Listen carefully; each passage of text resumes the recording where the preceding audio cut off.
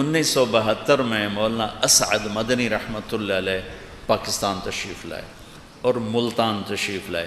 میرا ضلع ملتان ہے، اس کے قریب میرا گاؤں ہے، اور میں 1972 میں 3 چلے مکمل کر کے دینی تعلیم کے لیے اپنے ہی علاقے میں ایک مدرسے میں داخل ہو گیا، چونکہ رائمنڈ والوں نے مجھے داخلہ نہیں دیا تھا کہ میرے والدین ناراض تھے، تو وہ فرماتے تھے کہ جب تک تمہارے والدین راضی نہ ہوں ہم تمہیں داخلہ نہیں دیں گے۔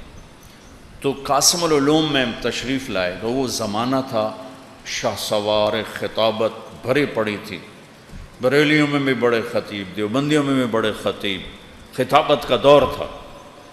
سارے بڑے خطیب سامنے پہلی قطار میں بیٹھے تھے سب۔ تو مولانا درخواستی صاحب، مفتی محمود صاحب نے بات کی، پھر مولانا درخواستی صاحب رحمۃ اللہ علیہ نے بیان کیا، اس کے بعد مولانا اسد مدنی تشریف لائے اور 1 گھنٹہ بات کی۔ اس کا چند جملے جو میرے دل پر نقش ہیں، سمعت اذنایا ووعاہ قلبی، آپ نے یوں انگلی اٹھا کے اشارہ کیا کہ ہمیں جتنا نقصان تم نے پہنچایا ہے اتنا غیروں نے بھی نہیں پہنچایا۔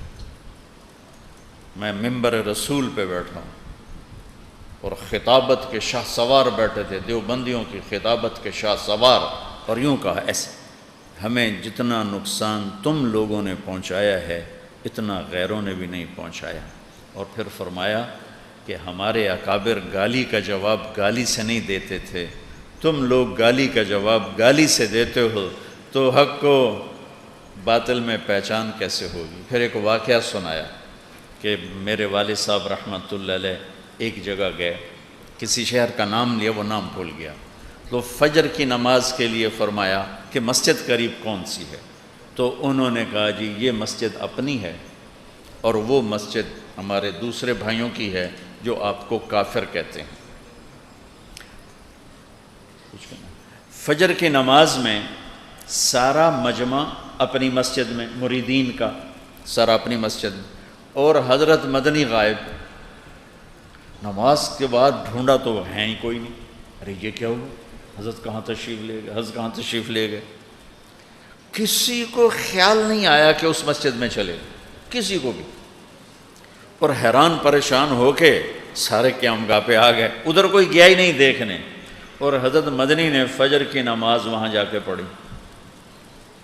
نماز کے بعد امام صاحب سے ملے، السلام علیکم جی، میرا نام حسین احمد ہے، میں دیوبند سے آیا ہوں، مجھے پتہ چلا ہے کہ آپ میرے بارے میں کوئی اشکال رکھتے ہیں، تو میں خود حاضر ہو گیا ہوں تاکہ بیٹھ کے بات ہو جائے۔